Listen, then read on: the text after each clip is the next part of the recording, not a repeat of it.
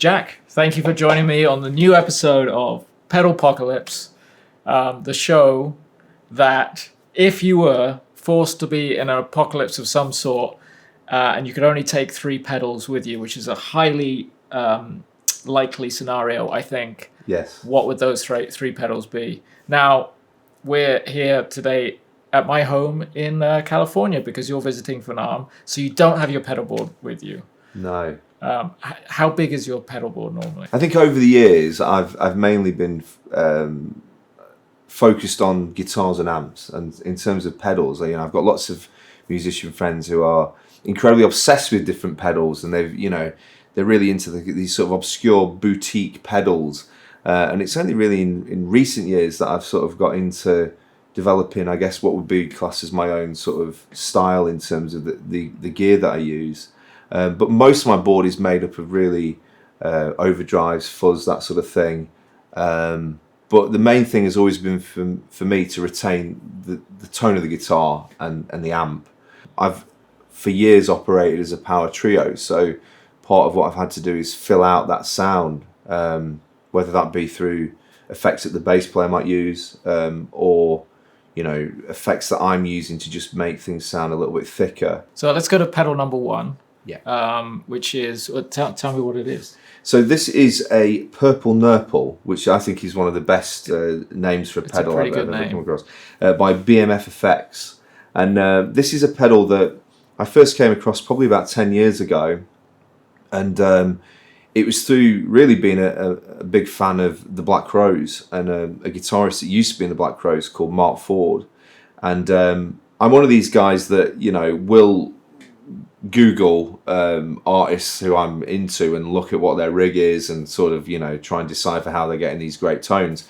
And so the Purple Nurple was a pedal that I'd seen a picture of one of Mark's boards from about 12 years ago, and I think he got a Purple Nurple on that board. So I was like, I've got to have one. Well, let's hear a little bit of it. And again, you're here without any of your equipment.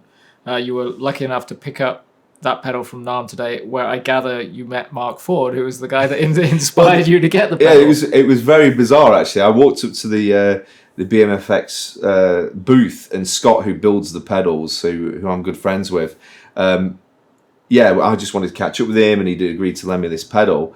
And literally, as I was walking up, Mark Ford also walked up, and it was Mark's birthday, so that was quite, I'm not sure whether he saw that as being a nice birthday present bumping into me, but it was nice to talk to him about some of these units. And they've got a Mark Ford signature pedal as well, which kind of combines elements of this with other things. So yeah, give us a clean sound, which is, you're going through a Kilter amp today, which is not one that you normally use. No. But it has a very clean, kind of pure sound, so we'll really get to hear the pedal do its thing. So yeah, cool.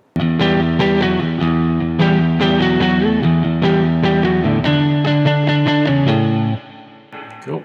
Kick it in.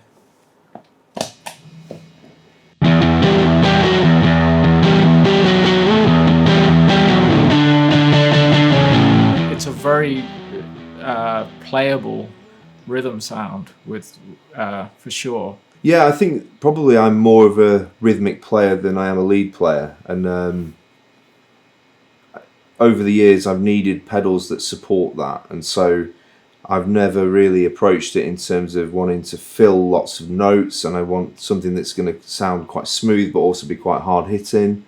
I just think it's quite a nice sound that allows the dynamics in your playing and your fingers to come through. Well, I'm a convert. I would definitely play with this pedal. This is one I could hear myself using all the time because it just thickens out your rhythm tone. Like you say, without losing too much of the original tone that's there, it just gives it a nice boost. So pedal number 2, we're going to move on. And again, you don't have your pedal board, so this is my Pog, and you have the simpler version, the is it the Nano? What has... Micropog. My Micropog. Yeah. So which only has the 3 controls. So we're kind of emulating what that does today. But tell us about the Pog. So I guess I started using Pog pedals as early as my first record, and just looking at ways of creating a thicker sound in a power trio scenario. we could add 15 guitar parts onto a track, but then how are you going to recreate that live? So the pod kind of came into play in that it was going to allow a scenario where we only had one guitarist, which was me, provide a thicker sound than perhaps we were able to do.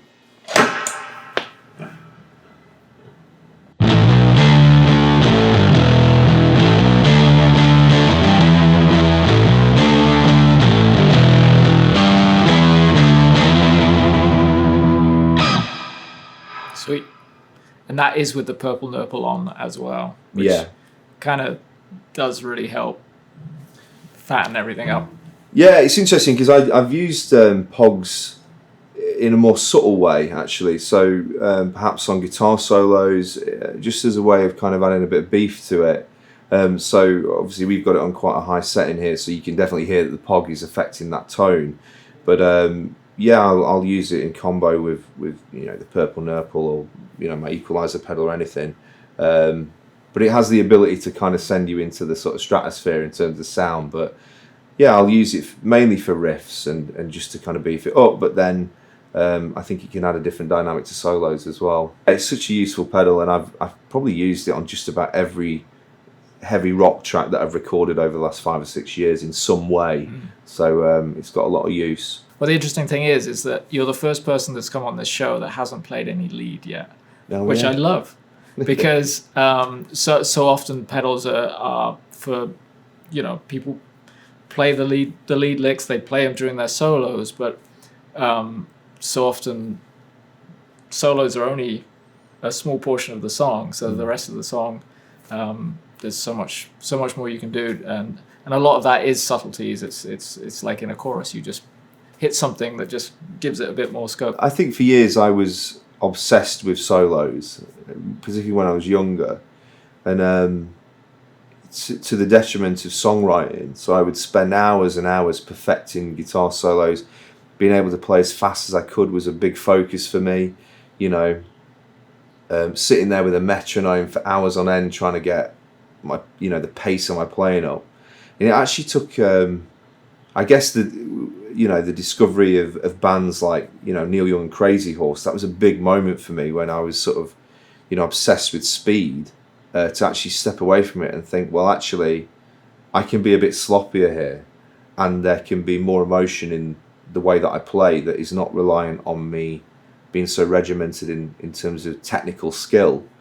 And so songwriting has always been the main thing for me for the last 15-20 years. That's always been what I've been interested in, and that then leads into guitar solos. I think I don't play solos in the same way that I used to, which would be focused on technical proficiency. I write solos in a way that I would write a vocal melody. So I approach it in a way that's like, does this serve the song? When we were talking earlier, you said that you took like 4 years off at one point. When you took that 4 years off, was that a point where kind of the reflection of not doing music for a while, did that bring you into the realization that you approach things differently? You weren't so, like you say, regimented, playing with a metronome and stuff like that? Well, the reason I took 4 years off was I was quite ill, and I got this thing called reactive arthritis, which is it's a viral illness that causes your joints to freeze up. And so for a period of about 9 months I couldn't play guitar, and part of the reason for that was that basically it looked a bit ridiculous, but my hands and my wrists were swollen, so I couldn't actually play guitar. Wow. And so there was a slow process of trying to learn to play again. So it was weird because it felt like everything had been stripped away, and so I was no longer playing Joe Satriani stuff on my guitar. I was struggling to play Oasis. It was completely transformed, and so that forced me to focus on my voice, because I didn't lose my voice. I could sing. I could still strum some chords and then sing, and so it actually really altered my mindset. But the reason I had this sort of 4-year gap was I was embarrassed to go on stage. I was really nervous about getting up in front of people because I had no confidence in my playing. And there was a long period where to come back and actually be able to perform live was was a struggle. And I always remember the first gig I did. I just went to an open mic night in Loughborough, which is where my parents live, and I finished playing, and I'd only done 2 songs. And prior to this period, I'd been touring a lot, and I'd been doing some really cool gigs, and doing some session stuff when I first moved to London. So I felt like I was a decent guitarist, but having not played live for such a long period, a guy came up to me and he said, "I've got to tell you something, man." And I said, "What?" He goes, "Your playing tonight was terrible." And I said, "You know what? Maybe it was, but I've been back on stage and I've not been able to do that for a long time." And that was the first steps in order to play again. And so I think there's still a legacy of that now in the way that I play solos, and there's hopefully emotion in the way that I play now that there wasn't perhaps prior to that. You might say I was a better guitarist 15 years ago, but I think I'm a better songwriter now, and I think there's more feeling and emotion in the way that I play a guitar solo and just play in general, really. Yeah. Why do people come up to you and say things like that? It boggles my mind that someone would make the effort to come and just say something that I've had it before. You have people come up to you, and I think there's this thought that if you're on stage, then you should be judged as in this I don't know, to the highest standard as whoever they regard as their favorite player. Or so for someone to say that to you is a horrible thing, but also like it's so weird how people do come up to you and say that. He didn't slag my hat off though, right? So it's there you all go. right. Which is why that's the we're main both thing. wearing hats today. Man, if he'd slagged my hat off, that would have been the end of the evening, man. I get much more compliments about my hats than my guitar playing, I have to say. Well, that's the main thing, isn't it? Yeah, but I'm happy about that. Yeah. Maybe we should get a hat endorsement. My next show would be, if you could take 3 hats with you into the apocalypse. Yes. What would they be? That would be harder for me because I've got more hats than effects pedals. I think I might have to. Cool. Okay, next pedal. Yeah, so I guess the other pedal that I've selected is my Mad Professor Deep Blue Delay pedal. And again, I've had that pedal for, 12 years, something like that. And it's a pedal that I actually use quite sporadically live, but it kind of forms a really key component of live shows. And this is the sort of moment where I wig out and it all goes psychedelic for 15 minutes mid-show.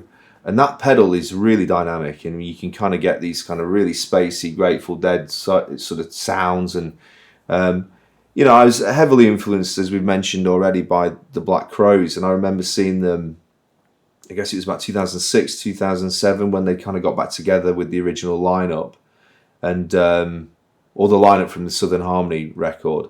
And yeah, they would do stuff in tracks like Wiser Time, and they would expand those songs and turn them, 4-minute songs into sort of 20-minute psychedelic workouts. And that pedal, this tiny unit, which is actually very similar in scale and the look to the Purple Nurple, I just, it allows me to kind of go off into this zone of, I was thinking about like watching Twin Peaks when I'm in the moment and lost in the psychedelic sounds of the delay pedal.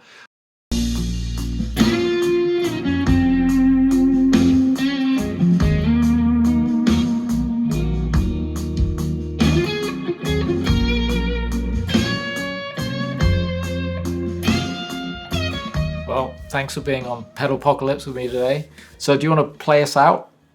Just kick them on. And thanks for coming.